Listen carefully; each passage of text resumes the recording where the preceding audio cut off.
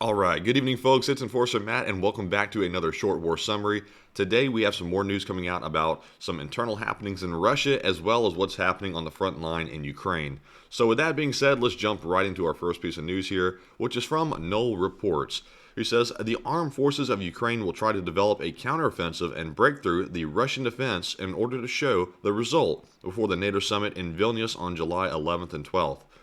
And if you've been following this war closely, you'll know that that summit in Vilnius is highly anticipated, and Ukraine expects some big promises to be made on that day. So it looks here like Ukraine is preparing for that by going ahead and developing a major counteroffensive plan to try to break through those Russian lines. This was stated by the president of Serbia, and according to him, a major offensive operation of Ukraine will begin tomorrow or the day after tomorrow. So we're looking at a pretty rapid deployment of this second big push if this report is accurate. The president of Serbia here also said that I'm now expecting a major offensive by Ukraine in two directions, one towards Bakhmut and the second much larger towards Enerhodar and Melitopol. I think they have prepared several dozen brigades and will break through the Russian defense. And if he is accurate about the directions which this offensive will be taking, then I would also agree with him. I would say that this will be successful and the Ukrainians probably will break through Russian defense, at least in the large part. And that will be a good thing because up to this point, the Ukrainian counteroffensive has somewhat fallen short of expectations. And I think this big second push will be highly anticipated by NATO countries to see how it's going to progress. But with that, that is that piece of news. So let's move on to our next piece of news. This is a post from the ISW. And once again, we're having to return back to this nuclear power plant issue because it is still brewing in the background, even though we really don't have any major news about it today. It looks like Zelensky is once again saying that the Russians might initiate an intentional radioactive leak at the plant as a part of a Russian strategy to freeze Russia's war on Ukraine. And that last part is the important part. It looks like the ISW is assessing that it looks like Russia is trying to freeze the war by blowing up the plant. That's a new assessment that I haven't seen yet, and I would have to say that I somewhat disagree with that. I think by blowing up that power plant, they're not going to freeze the war. I think they're going to make it very hot. I think that would probably invoke a NATO response. If NATO turned a blind eye to that, then I'm not sure what NATO is going to respond to if they respond to anything. So if NATO gets involved with it, this is definitely not going to freeze the situation, and it's going to make it much worse for everyone involved. Also, a lot of people are going to suffer because of that plant blowing up. So, not good in any way whatsoever, and also another disturbing piece of news. And with that being said, we are moving on to our next piece of news, which is also from the ISW.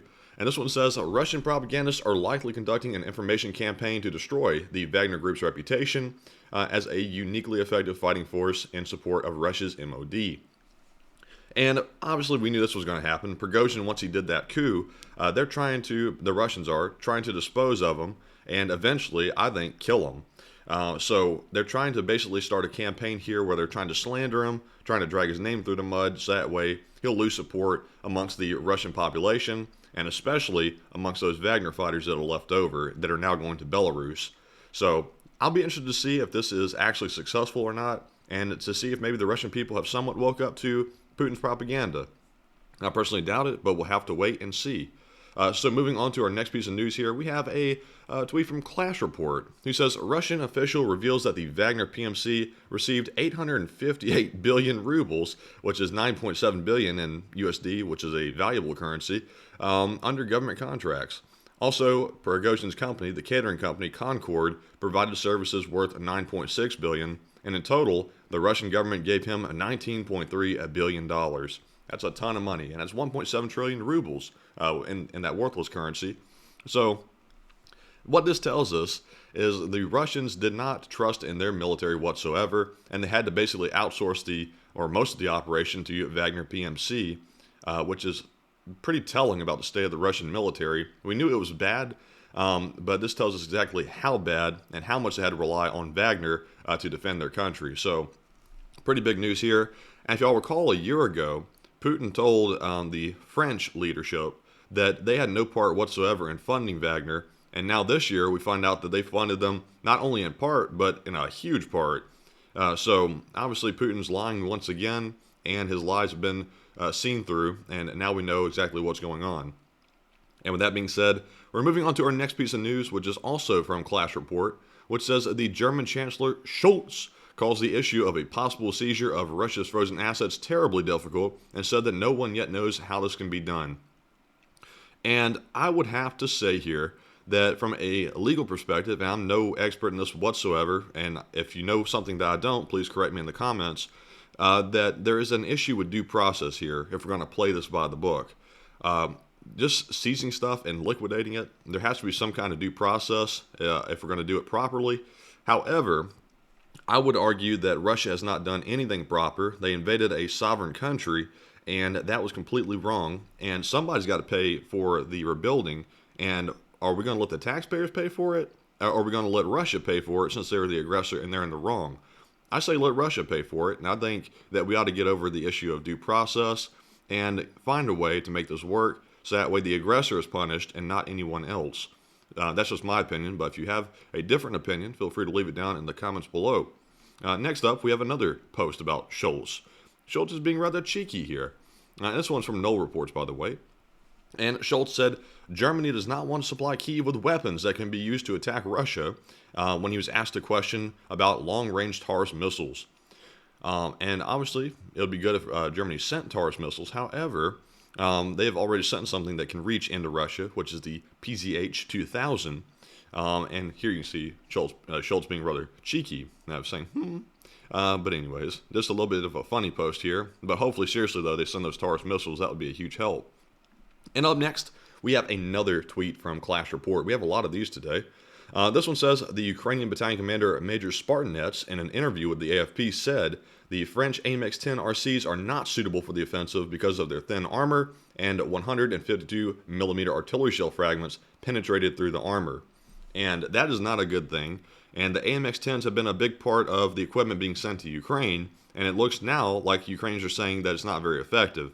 So what we're going to be seeing in the future is some of these equipment right here either aren't going to be used or they'll be used very scarcely because they're scared that it's not going to be able to hold up against these shells right here.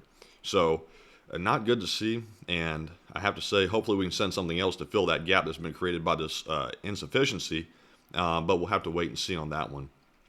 And moving on to our next tweet here, we have a post from Anton Geroshenko, who says the Russian media report an explosion in the area of a military airfield in Primorsko, and I can't say that last part, but it's in Russia, and this is an airfield from which drones and missiles are launched on Ukraine. And this video is about to repeat here. You'll see this massive crater. That is a huge crater. Those people right there are about 6 feet tall, and looks like it's maybe about 10 or 15 feet deep and very wide. So you can see the smoke here. It looks like somebody, probably Ukraine, obviously, has messed up this airfield here, which is used to launch drones and missiles. So this is a pretty big deal, obviously, and we'll have to wait and learn more about it because this came out just a short while ago. So with that being said, we're moving on to our next tweet, which is from Clash Report again. Clash Report getting all the coverage today.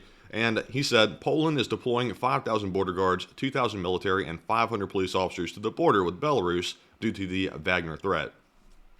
And on this one, I have to say, I personally think that Poland is overreacting to this entire Wagner threat in Belarus. While it's never a bad thing to go ahead and prepare for the worst, Poland is making a big deal to run around and cause kind of mayhem about the Wagner moving into to Belarus.